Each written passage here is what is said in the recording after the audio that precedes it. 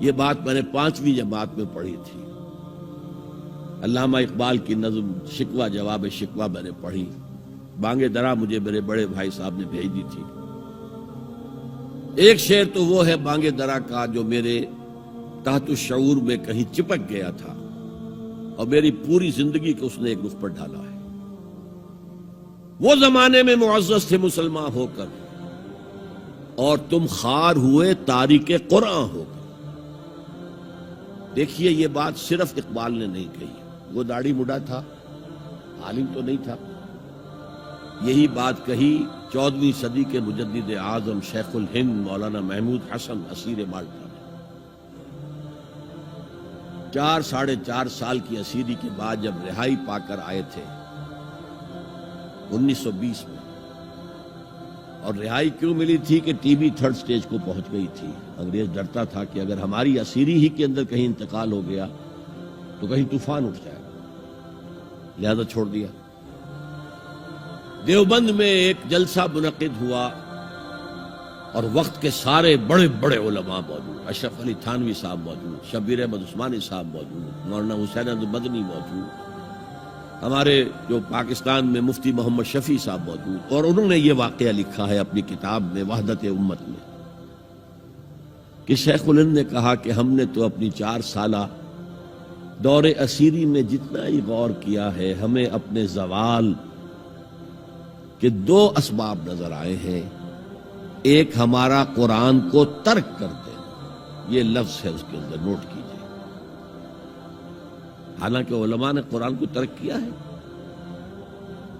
لیکن اگر آپ نے کہا نہیں تو یہ صحیح نہیں ہے, کیا ہے. ان کا سارا زور فقہ پر ہے, حدیث پر ہے, زیادہ زور قرآن پر نہیں ہے. صحیح بات ہے. کہنے والا کون ہے؟ شیخ الہند. ایک ہمارا قرآن کو ترک کر دینا اور دوسرا آپس کے اختلافات. اور مفتی شفیع صاحب نے اس کے اوپر پھر یہ گرہ لگائی کہ حضرت شیخ نے جو 2 باتیں کہی تھی حقیقت میں ایک ہی ہے. ہمارے اختلافات بھی اسی لیے کہ ہم نے قرآن کو ترک کر دیا. تو یہ ہے ایک شعر جو میرے ذہن میں چپک گیا تھا. پھر قرآن سے اللہ نے جو ایک مناسبت دی ذہنی قلبی, اللہ کا شکر ہے, اللہ کا فضل ہے.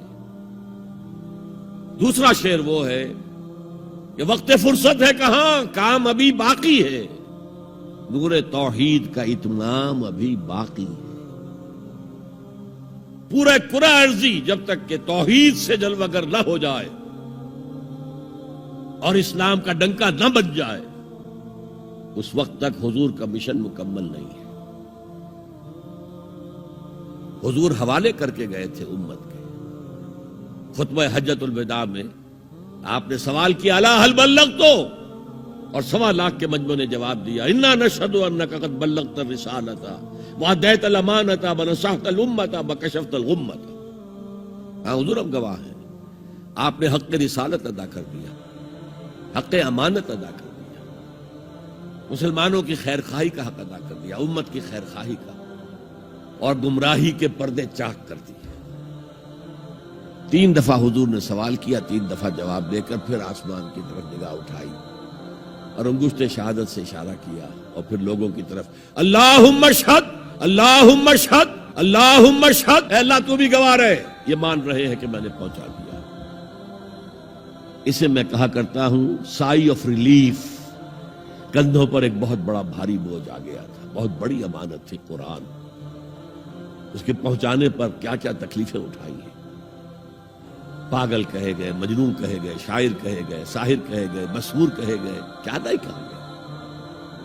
اور پھر جو مارے کھائی ہیں, جو 3 سال کی شیب بنی ہاشم کے اندر اسیری تھی, جس میں کھانے پینے کی چیزیں گھاٹی میں داخل نہیں ہو سکتی تھی. ہماری جیلوں میں تو آپ کو کھانا تو ملتا ہے, وہاں تو کچھ نہیں تھا. پھر طائف کا پتھراؤ یاد کیجئے, پھر مکے سے نکلنا اور 3 دن رات ایک غار میں چھپے رہنا. پھر مدینے کے اندر آپ کو معلوم ہے غزوہ بدر آ رہی ہے, اس میں 70 اگر کافر مارے گئے تو غزوہ احد میں 70 صحابہ شہید ہوئے, جن میں حضرت حمزہ بھی ہیں. 3 رشتے ہیں حضرت حمزہ سے حضور کے, چچا بھتیجا, سب کو بس یہی معلوم ہے. چچا بھتیجا، خالہ زاد بھائی، دودھ شریک بھائی، اور عربوں میں دودھ شریک بھائی حقیقی بھائی کے طور پر ہوتا تھا.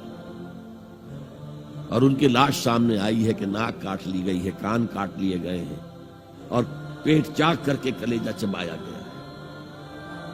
یہ سارے بوجھ اٹھا کر اگر وہ حق تبلیغ ادا ہو گیا، اے اللہ یہ مان رہے ہیں، تو بھی گواہ ہے. اور پھر کیا کہا؟ فَلْيُبَلِّغِ الشَّاهِدُ الْغَائِبَ. اب جو یہاں موجود ہیں ان کا فرض ہے کہ ان کو پہنچائیں جو یہاں نہیں ہیں. اور یہ ابد الآباد تک کے لیے، قیامت تک کے لیے ہے. انا آخر المرسلین وانتم آخر الامم. میں آخری رسول ہوں، تم آخری امت ہو. دین کی بات پھیلانا صدقہ جاریہ ہے. ثواب کی نیت سے ویڈیو کو شیئر ضرور کیجیے. جزاک اللہ.